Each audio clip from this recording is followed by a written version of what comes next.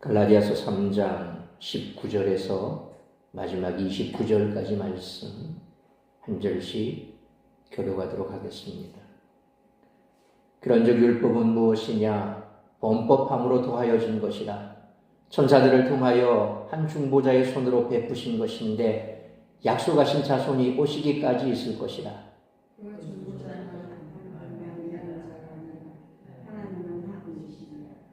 그러면 율법이 하나님의 약속들과 반대되는 것이냐? 결코 그럴 수 없느니라. 만일 능히 살게 하는 율법을 주셨더라면 의가 반드시 율법으로 말미암았으리라.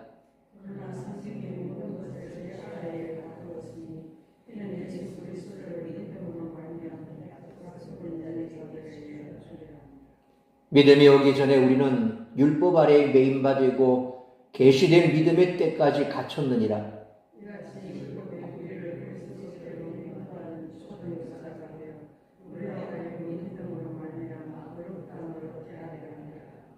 믿음이 온 후로는 우리가 초등교사 아래에 있지 아니하도다.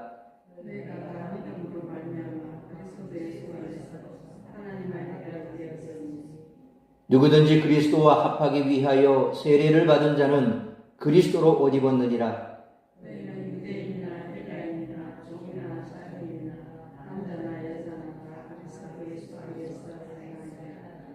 29절 같이 읽습니다. 너희가 그리스도의 것이면 곧 아브라함의 자손이요 약속대로 유업을 이을 자니라. 아멘. 기도하겠습니다. 거룩하신 아버지 하나님, 은혜와 사랑을 감사합니다. 오늘도 하루 온종일 우리의 삶의 터전에서 땀 흘려 애써 수고하다 정한 시간 주님 앞에 나와 예배합니다. 이 시간에도 주님 앞에 나온 사랑하는 주 백성들, 저들의 삶의 형편과 처지를 아십니다. 오늘도 혹여 마음 상한 일이 있고 여러 가지 많은 근심, 걱정, 염려 가운데 있다 할지라도 이 시간 주님 앞에 나와 싸움에 주께서 저들의 마음을 위로하여 주옵시고 또한 주님께서 저들의 형편을 다 아시며 때가 되매 저들의 간절한 기도의 제목 들어 응답하여 주시기를 원합니다. 무엇보다 이 시간 말씀 앞에서 싸우니 말씀하시는 주의 음성에 귀 기울이게 하여 주옵시고 이 말씀이 우리의 심령에 뿌려질 때에 우리의 마음밭이 옥토가 되어 30배, 60배의 열매 맺는 말씀 될 수 있도록 은혜 베풀어 주시기를 원합니다. 가정마다 다급한 소식 오가지 않도록 주께서 붙들어 주옵시고 오직 주의 말씀만이 역사하는 귀하고 복된 시간 될 수 있도록 크신 은총 베풀어 주시옵소서. 이 모든 말씀 우리 구주 예수 그리스도의 이름으로 기도하옵나이다. 아멘. 모세율법은 하나님이 아브라함에게 약속하신 이후에 받았으므로 하나님이 아브라함과 맺으신 언약을 시내산 언약 곧 율법으로 수정하려 하였을지 모른다는 그런 의문을 제기할 수도 있습니다.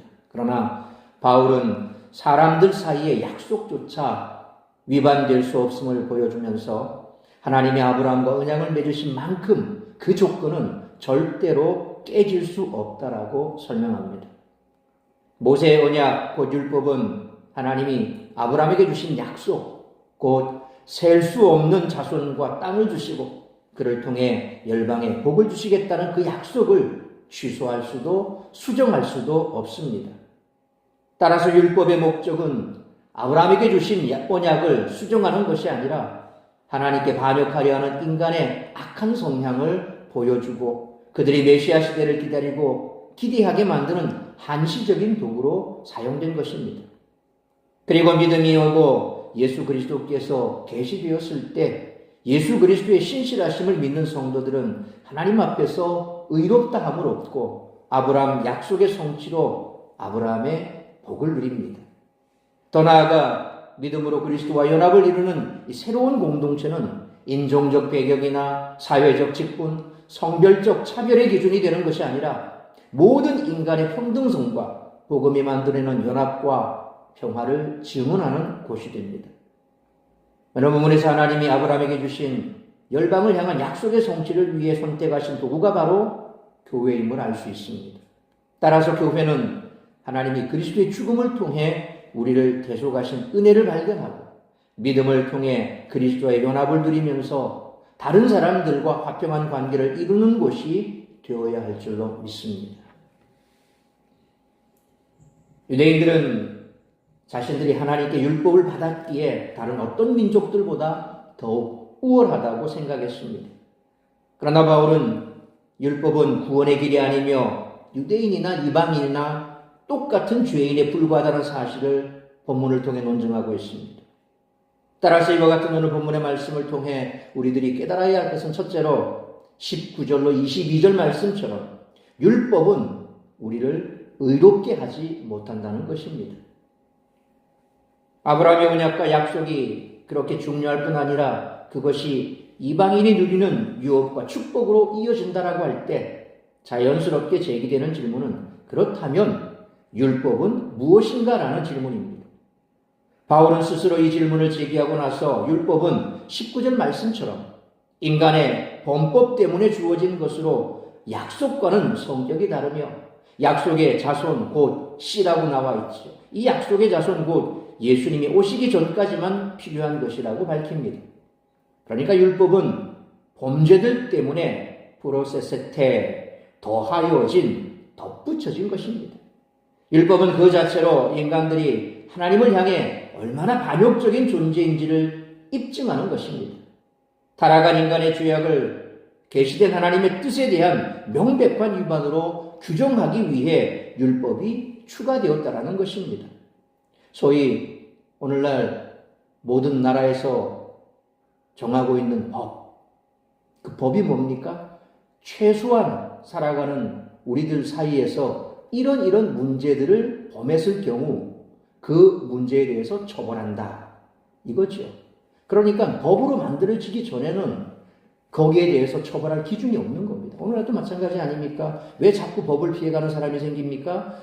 명확하지 않은 것에 대해서는 다툼의 여지가 있다. 소위 법에도 그렇게 얘기하죠. 이게 명확하지 않으면 다툼의 여지가 있다. 그래서 구속할 것이냐 말 것이냐 그걸 정할 때 그게 명확하면 구속되는 겁니다. 그런데 이게 불분명하면 분명히 이런 말도 될 수 있고 저런 말도 될 수 있다면 서로 다툴 수 있다. 거기에 대해서 서로 얘기할 수 있다. 그래서 구속하면 안 된다. 뭐 이런 얘기가 나오는 거죠.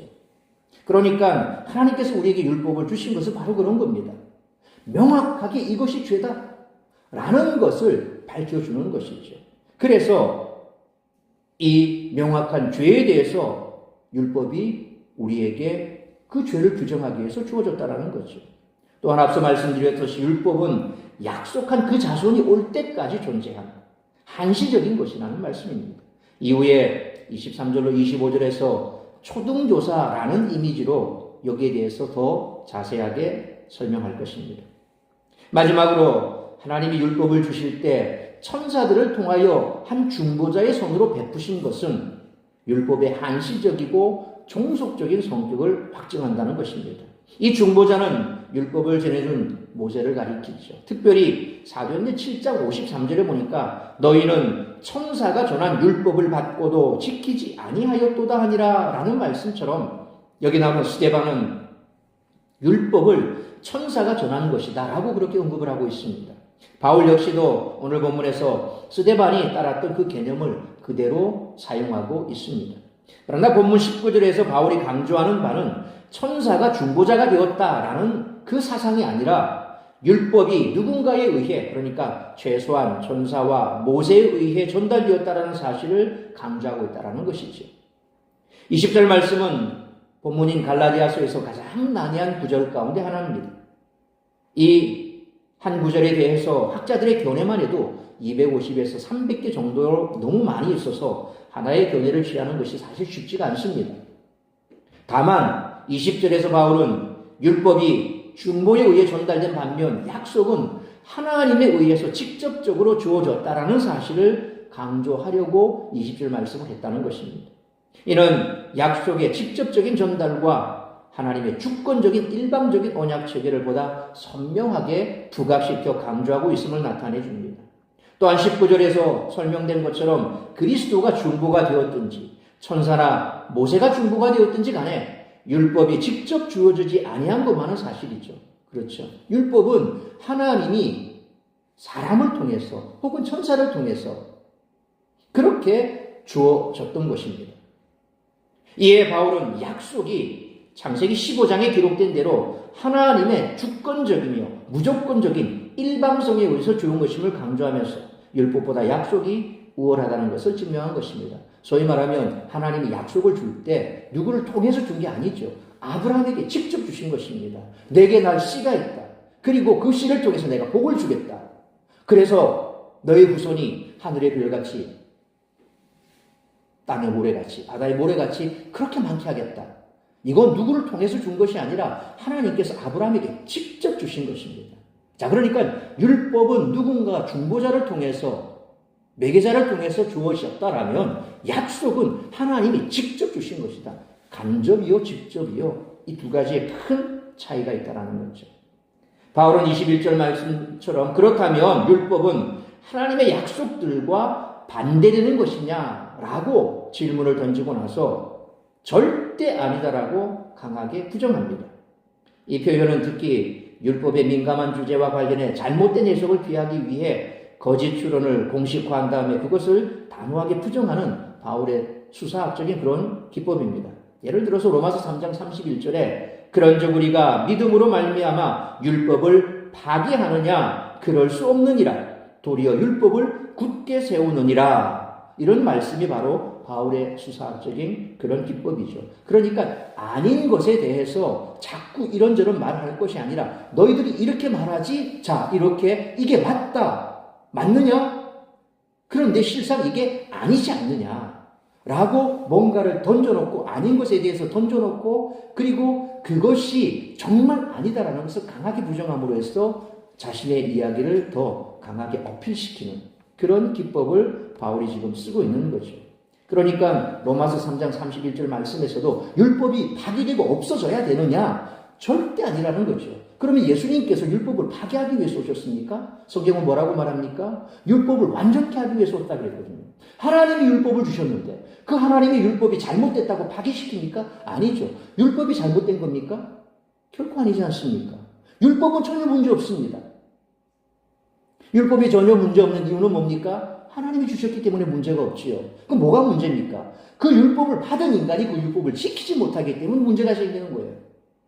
여러분, 법이라고 하는 것은 세계 만국 모든 사람들이 다 가지고 있는 보편적인 가치, 그것을 그 나라의 풍토에 맞게끔, 그 나라의 환경에 맞게끔 그렇게 문서화시켜서 만든 게 법이거든요. 그러면 그 법은 사람들에게 유익하기 위해서 만들어준 겁니다. 물론 인간이 만든 율법 같은 게 법 같은 경우에는 어느 누구에게 편향될 수는 있습니다. 법을 제정할 때 어느 누구에게 유리하게 만들 수도 있습니다. 왜 그렇습니까? 인간이 만들었기 때문에. 그래서 문제가 생기는 거예요. 그래서 법도 자꾸 바뀌는 것 아닙니까? 그 법이 없어지기도 하고 새로운 법이 만들어지고 있던 법을 더 개량해서 새롭게 만들기도 하고 이건 인간이 하는 법이에요. 왜? 인간이 만들었기 때문에 불완전합니다. 그런데 완전하신 하나님이 우리에게 주신 법, 그 율법 거기는 문제가 있을까요? 전혀 문제가 없습니다. 그래서 사도 바울이 율법과 복음을 얘기할 때 예수님께서 이 복음을 우리에게 전해줬을 때 그러면 모세가 준 그 율법이 문제가 아니냐? 그래서 파기시켜야 되느냐? 우리가 예수 믿고 난 다음에 율법을 없애야 되느냐? 로마서 3장 31절에 뭐라고 말합니까? 아니다. 도리어 율법을 굳게 세운다고 그랬습니다. 이미 예수 그리스도께서 우리가 지키지 못할 그 율법으로 말미암아 죄 수렁에 빠져있는 우리를 그 율법을 지키지 않아도 당신께서 율법을 완성하시고 다 지키셨기 때문에 그것을 믿으면 우리를 의롭다 불러주시는 거예요. 죄가 없어서 죄가 없는 게 아니라 죄가 있지만 예수님께서 대신 다 감당해 주셔서 죄 없다라고 법정에서 무죄 꽝꽝꽝 선고받은 거죠. 그런 거예요. 그러니까 오늘 바울이 21절에 얘기한 것 그리고 그 이후에 얘기한 것 그러니까 하나님께서 율법과 반대되냐? 아니다. 절대 아니다라고 부정하죠. 율법은 하나님의 뜻을 담고 있고 사람들이 율법을 지킬 수 있다라고 한다면 하나님은 그것을 의로운 곧 그들이 하나님과 올바른 관계가 있다라고 인정하셨을 겁니다. 너희가 율법을 잘 지켰으니 그 율법으로 만족하시면 되는 거죠. 다시 말해서 율법이 약속과 모순되지 않지만 약속과는 별개로 주어진 것으로 그 자체는 사람을 살리거나 의롭게 할 수 없다는 겁니다. 그게 율법의 한계라는 거죠. 율법은 앞서도 말씀드린 것처럼 그 자체가 우리에게 주는 유익은 딴 것 없습니다. 너희가 죄인이다라는 걸 드러낼 뿐이라는 거죠. 그게 율법이 우리에게 주어진 당시 가장 하나님께서 우리에게 원하시는 바였고, 그래서 우리가 더욱더 죄인이 죄되게 만든 게 율법인데, 그래서 율법 아래 있으면 죄만 더 드러나고 죄 아래 짓눌려 사는 그런 사람인 거죠. 그래서 율법 아래 있으면 죄에 짓눌려 있는 사람이 되는 거예요. 우리가 만약 율법을 붙들고 지금 산다면 늘 죄에 짓눌려 산다는 겁니다. 그러니까 약속과 율법은 서로 다른 목적을 위해 주어졌다는 거죠. 율법이 죄인을 그리스도에게로 인도하는 역할을 한다고 하면 약속은 그리스도 안에서 구원을 얻게 하는 그런 역할을 한다는 겁니다. 따라서 이 둘은 서로 다른 역할을 가지고 있으면서도 동일하게 하나님의 구속 경륜에 필요한 요건이 된 것이죠. 율법은 우리의 죄를 드러내고 이 죄 문제를 해결하기 위해서 몸부림치는 우리의 그런 삶 가운데서 예수 그리스도께로 인도하는, 뒤에 보면 이것을 초등교사다, 우리 옛날 말로는 몽학선생이다, 그렇게 기록되어 있죠. 그렇게 우리를 인도하는 인도자에 불과하다. 뭐가? 율법이라는 것이. 여러분, 아프면 어딜 갑니까? 병원을 가지요. 아프면 병원을 가요. 아프면 병원을 가는데 안 아픈 사람에게는 우리 동네에 병원이 몇 개 있는 거 관심도 없어요. 내과가 어디 있고 외과가 어디 있고 정형외과가 어디 있고 안과가 어디 있고 이비인후과가 어디 있고, 안 아프면 관심 없어요. 근데 아프면 찾게 됐죠. 저기 있나 여기 있나. 우리 동네에 제일 잘하는 안과 이비인후과가 어디지 찾게 돼 있어요. 율법이 그런 겁니다. 죄에 대해서 의식이 없으면 율법을 알 필요도 없습니다. 율법을 잘 지켰다면 하나님께서 그것으로 만족하실 텐데, 그걸로 우리를 지킬 수 없고 그걸로 우리를 어렵게 만들 수 없고 그것 때문에 우리가 하나님 앞에 의롭다 인정받을 수 없다는 겁니다. 그러면 그 다음에 뭘까? 이후에 바로 예수 그리스도, 우리의 모든 죄를 대속하실 그분, 그 메시아를 기다리게 만든 것이 율법이라는 겁니다. 아파야 병원을 보듯이, 문제가 있어야 십자가를 바라보듯이. 23절 말씀처럼 아브라함의 약속은 예수 그리스도의 신실하심으로 성취되었고 예수 그리스도를 믿는 자들에게 주어진다는 것이죠.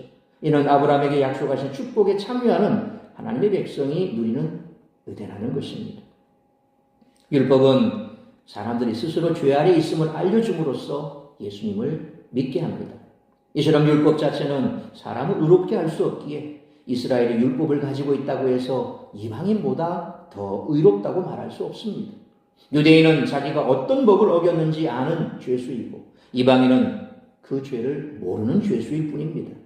그러므로 율법을 지켜 의에 이를 수 없는 우리에게 예수 그리스도를 믿음으로 의롭게 될 수 있는 은혜로 허락하신 하나님께 항상 감사하며 늘 예수 그리스도를 믿는 믿음 안에서 하나님의 은혜로 살아가는 우리 모두가 되시기를 축원합니다.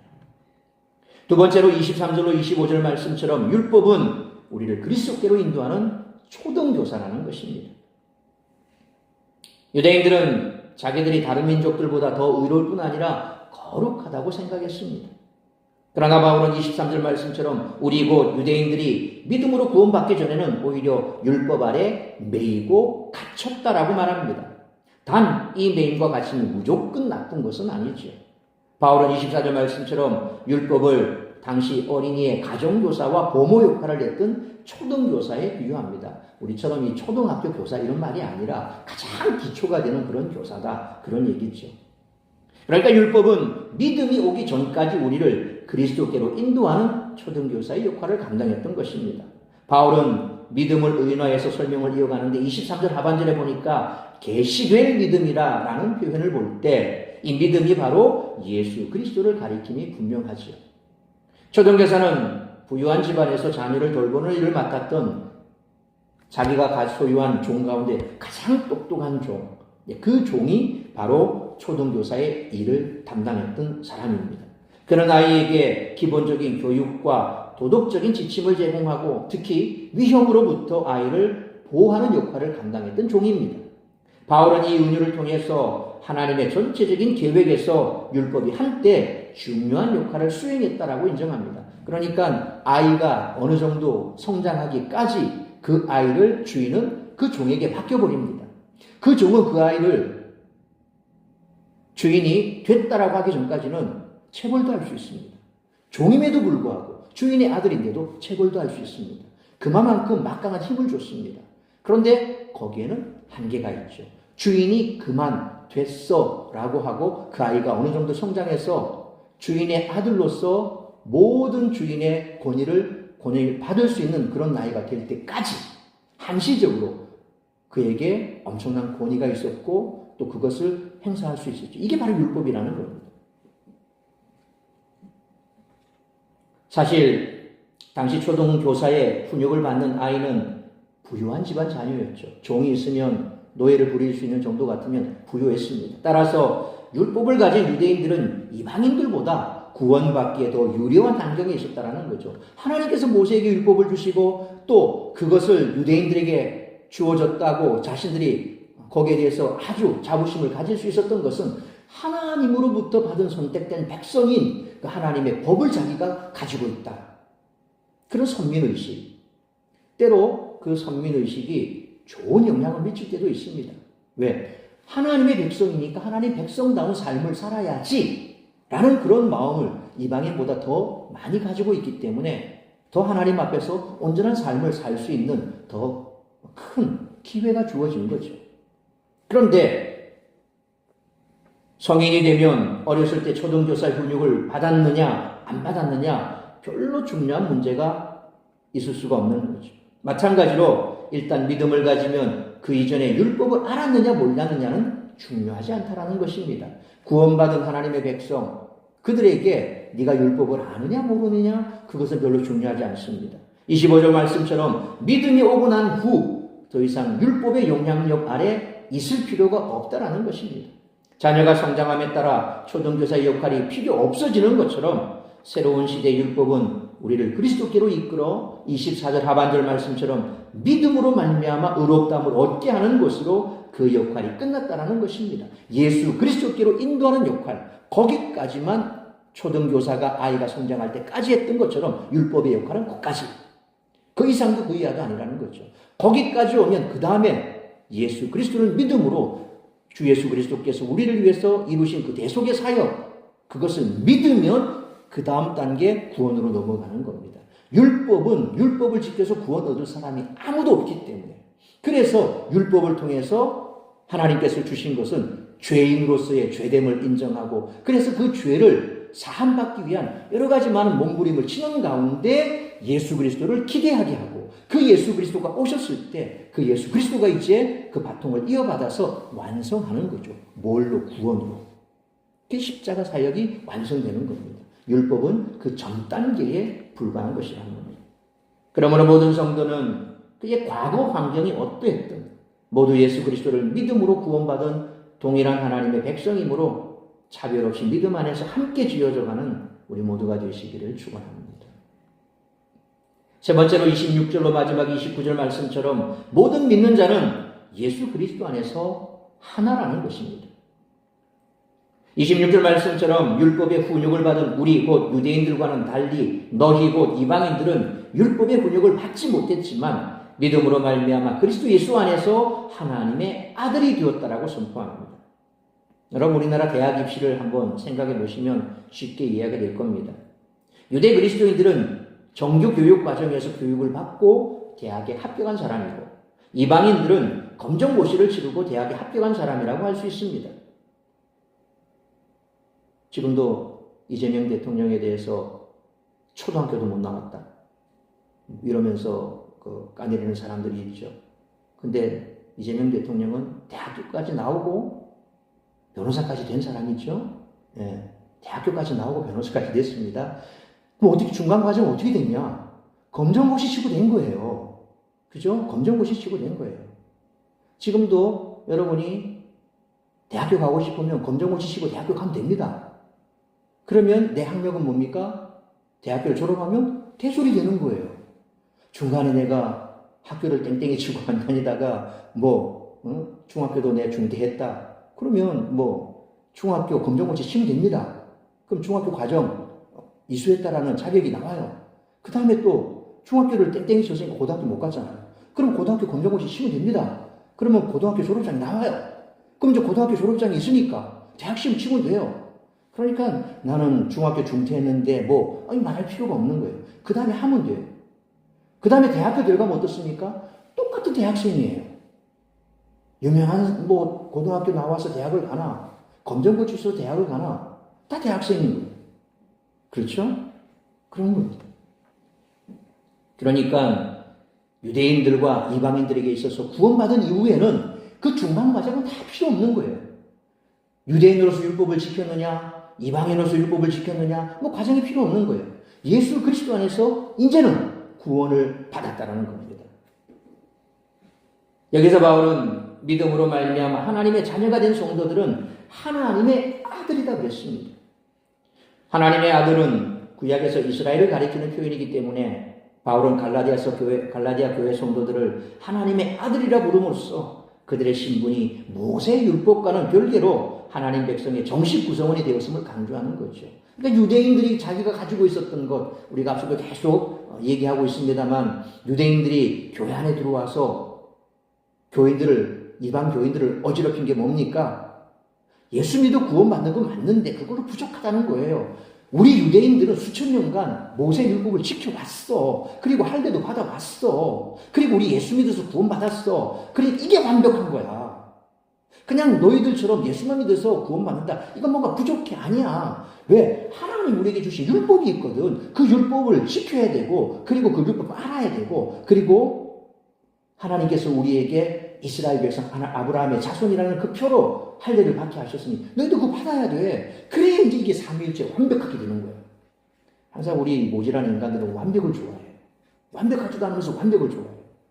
그래서 남들도 자기도 완벽하지 못하면서 남들이 아니라 항상 완벽하라고 얘기를 해요. 이게 율법의 덫이에요. 그렇게 얘기하면 자기는 어떤 사람이 됩니까? 완벽한 사람이 되죠. 너 이렇게 해야 돼. 이렇게 하면 안 돼. 라고 얘기하는 사람은 적어도 나는 그런 사람이야 라는 전제하에 그렇게 얘기하는 거죠. 그러니까 남에게 완벽을 얘기하는 사람은 자기는 적어도 완벽하다고 생각하는 사람이에요. 얼마나 모순입니까? 자기도 문제 많은데 남에 대해서는 그렇게 얘기를 하죠. 유대인들이 그런 거예요. 모세로부터 율법을 받았고 율법을 지켜왔고 아브라함의 자손의 피라는 할례를 받았고 이런 모든 것들이 자기들에게는 수천 년간 이어왔던 아주 중요한 하나님의 백성, 하나님의 자녀란 표라는 거죠. 그 표를 붙들고 그것은 아무 쓸모없는 암표인데 이제 정식으로 발매되면 아무 쓸모없는 종이 쪼가리인데 이걸 붙들고 진짜 표를 이제 주고 있는데 그 진짜 표하고 두 개를 같이 붙들고 이거는 들어갈 때 입장은 못 써요. 요것만 가지고 있으면 돼. 예수 그리스도 믿음이라는 것만 가지고 있으면 되는데 그러니까 아무 이제 쓸모없는 그 표, 그거를 가지고 시스템상 쓰지도 못하는 그거 들고 이제 와서 자꾸 그걸 강요하는 거예요. 이방인들이 율법을 모른다고 해서 구원받으면 전혀 문제 없는 거죠. 그러니까 27절 말씀처럼 누구든지 그리스도와 연합하기 원해 세례를 받은 자는 어떠한 차별도 없이 아브라함의 자손이요 약속대로 유업을 이을 자가 된다라는 것입니다. 여기서 바울은 갈라디아 교회 성도들이 그리스도를 믿고 의롭게 된 모습을 그리스도 예수 안에 있고 그리스도로 옷 입은 상태, 더 나아가서 그리스도의 소유된 상태다. 그렇게 묘사를 하고 있습니다. 그러니까 율법이라고 하는 옛날에 입던 그 옷을 계속 걸치고 있어 본들 아무 의미가 없고 또 지금 예수 그리스도의 구원 사역이 완성된 지금은 그 의미는 누더기와 같은 의미를 우리가 계속 고집할 이유가 없는 거죠. 그래서 예수 안에 있고 그리스도로 옷 입고 그리스도의 소유된 하나님의 자녀가 되었다라는 거죠. 바울은 이 모습을 나중에 6장 15절에서 새로운 창조다 그렇게 표현하고 있습니다. 새로운 창조. 새로운 피조물이다. 고린도서 말씀대로 새로운 피조물이다. 우리 이제 새롭게 된 거예요. 그래서 구약의 그림자에서 벗어나 신약의 실체를 보고 그 실체 앞에서 우리는 살아가는 사람이라는 거죠. 그림자만 밟고 살아가는 사람이 아니죠. 그래서 그것은 기존의 인간적 불평등과 사회적 분열, 갈등을 조장했던 그 기준들이 해체되는 모습을 보여주는 것이 새로운 창조라는 겁니다. 이는 28절 말씀처럼 유대인이냐 이방인이냐의 구별뿐 아니라 종이냐 자유인이냐, 남자냐, 여자냐 등의 구분과 상관없이 동등하게 적용되고 그들은 그리스도 예수 안에서 하나라는 것입니다. 그래서 계속해서 율법과 약속을, 오늘 본문에서 율법과 약속을 얘기하잖아요. 약속은 하나님이 직접 주신 거예요, 아브라함에게. 아브라함에게 약속을 주셨을 때 아브라함은 율법을 모르는 상태였어요. 그렇게 하나님께서 아브라함에게 직접 약속한 그 약속과 이후에 하나님께서 이스라엘 백성들에게 이제 한 민족을 만드시고 그들에게 율법을 주셔서 그 율법대로 지켜 살면 너희가 내 백성이 될 것이고 축복을 받을 것이다. 근데 유대인들, 이스라엘 백성들 어땠습니까? 율법을 다 지켜서 축복받았습니까? 결국 지키지 못해서 586년 바벨론에서 멸망되어 버리지 않습니까? 그러니까 율법을 지켜서 하나님 앞에서 복을 받으려고 하는 것은 너무나 어리석은 짓이라는 겁니다. 하나님은 그것을 잘 알고 있었습니다. 그래서 율법을 어긴 백성들에게 늘 시시때때로 하나님이 선지자를 통해서 하나님께로 돌아오라. 그리고 돌아오면 내가 용서해 주겠다. 구원의 회복을 약속해 주시고 그들이 그렇게 하나님의 은혜 가운데 살아가면서 붙들었던 건 뭡니까? 이후에 우리에게 모든 죄를 다 짊어지실, 감당하실 그 메시아. 그들을 구원하실 진정한 구세주. 그것을 바라보게 만들었던 역할이 바로 하나님이 율법을 주신 것이요. 그리고 아브라함에게 주신 약속은 예수를 통해서 성취가 됐죠. 예수를 통해서 성취가 된 겁니다. 그 예수께서 이제 이전에 주었던 그 율법의 완성으로, 그 율법의 완성으로 인간이 율법을 지켜 이루지 못했던 그 의에 이르는, 완벽한 의에 이르는 길을 우리에게 보여주시고 제시한 분이 예수 그리스도였죠. 이어지는 29절에서 바울은 갈라디아 교회 성도들의 신분을 결론적으로 정리해서 이렇게 설명합니다. 그들이 그리스도께 속한 자들이라면 아브라함의 자손이고 약속대로 유업을 입을 자 곧 상속자들이라는 겁니다.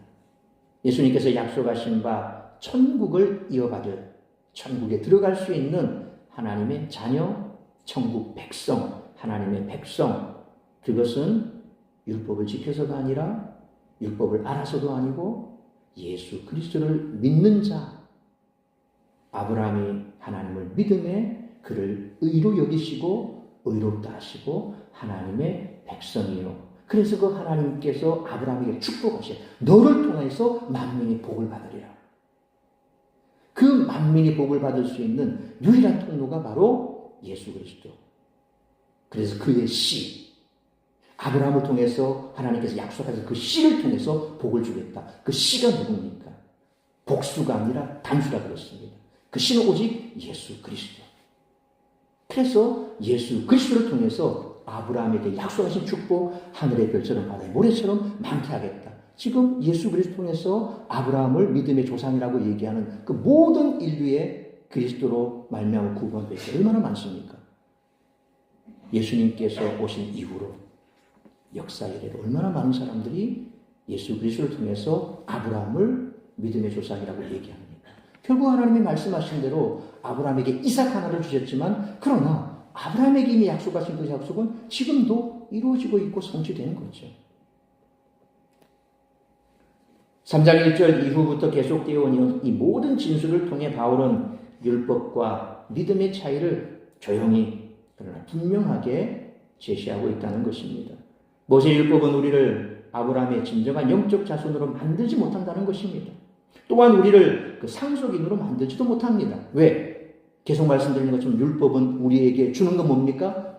죄만 드러나게 만든다는 겁니다.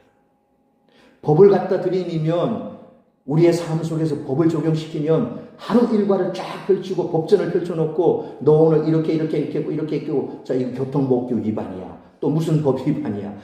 우리의 일상을 쫙 그 그림자 이렇게 사진처럼 펼쳐놓고 한 카트 한 카트 법을 다 적용시키면 여러분 모르긴 몰라도 신호 위반, 또 뭐 위반, 보행 위반 아무튼 법에 적용될 게 많겠죠. 인류를 모아놓으면 어떻습니까? 더 많겠죠. 평생을 모아놓으면 더 많겠죠.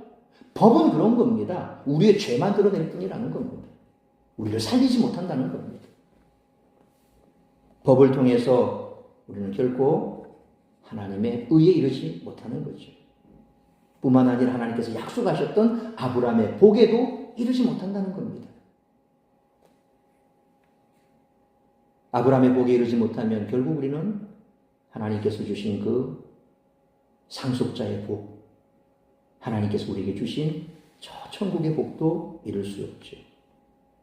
이를 이루게 하는 것은 오직 그리스도 안에서 성취된 약속뿐이라는 것입니다. 그것은 믿음이요, 그리고 성령 세례며 결코 율법이 아닙니다. 그렇다면 우리는 과연 믿음을 선택할 것인가, 아니면 율법의 행위를 택할 것인가에 대한 분명한 대답을 할 수 있어야 할 것입니다. 그러므로 모든 믿는 자는 예수 그리스도 안에서 하나님으로 자신의 과거나 현재의 세상적인 지위, 명예, 부요함을 자랑하지 말고 예수 그리스도로 말미암아 구속의 은혜를 받고 소망 중에 살아가고 있음에 항상 겸손하게 감사하는 우리 모두가 되시기를 축원합니다. 사랑하는 성도 여러분, 바울이 할례와 율법을 이방인들에게 요구하는 것을 강력히 반대한 이유는 그것이 유대인이 되라는 요구이고 결국 유대인과 이방인을 차별하는 것이기 때문에 결코 그것을 용납하지 않았습니다. 이는 예수님의 십자가를 반대하는 행위와 같다는 것입니다. 그러므로 교회 안에서는 높고 낮음, 특별함과 평범함의 구별이 있어서는 안 되며 모두 그리스도 예수 안에서 하나임을 잊지 말고 예수 그리스도로 말미암아 구속의 은혜를 받고 소망 중에 살아가고 있음에 항상 겸손하게 감사하는 우리 모두가 되시기를 주님의 이름으로 축원합니다. 기도하겠습니다. 거룩하신 아버지 하나님, 은혜와 사랑을 감사합니다. 우리가 이 땅을 살아가면서 예수 그리스도의 구속의 은혜로 하나님의 자녀가 되었고 아브라함에게 주셨던 그 약속, 예수 그리스도를 통해서 성취하신 그 구원의 약속이 오늘 우리에게도 임하게 되었음에 감사할 것밖에 없다는 사실을 다시 한번 가슴에 새깁니다. 그러므로 교회 안에서 높고 낮고 차별이 없습니다. 모두가 예수 그리스도 안에서 똑같은 하나라고 하는 사실을 잊지 말고 세상 속에서나 교회 안에서나 어디에서나 겸손하게 우리에게 주어진 이 구원의 은혜에 감사하며 누군가에 대하여 정죄하고 비판하고 나의 율법의 잣대로 상대방을 판단할 것이 아니라 나 또한 주님 앞에 그런 판단을 받을 수밖에 없는 죄인이라는 사실을 항상 잊지 아니하고 복음의 은혜 가운데 구속의 은총 가운데 늘 감사하며 살아가는 우리 모든 성도들의 삶이 되도록 크시는 정복 풀어주시기 원합니다. 또 남은 한 주간 동안도 주께서 우리에게 은혜를 베푸시고 함께 동행하시고 우리의 삶 가운데 이처럼 구원받는 은혜의 기쁨과 감격에 살아가는 복된 날이 되기를 원합니다. 특별히 이번 한 주간, 고난주간, 그리고 오는 주일은 부활절로 지킵니다. 주님의 그 구속의 은혜, 그러나 그것은 우리가 생각하듯 거저 주어진 은혜가 아닙니다. 우리를 위해서 십자가에 몸 찢기고 피 흘려 죽으신 죽음의 대가입니다. 그 죽음의 대가로 내가 구원을 받았고 오늘 이처럼 하나님께서 우리에게 마음껏 베풀어 주시는 복을 받아 누리는 하나님의 자녀가 되었음에 가슴 깊이 감사하며 한 주간 동안 주님의 십자가를 묵상하고 주와 동행하는 복된 남은 주간이 될 수 있도록 인도하여 주옵소서. 이 모든 말씀 우리 주 예수 그리스도의 이름으로 기도하옵나이다. 아멘. 찬송.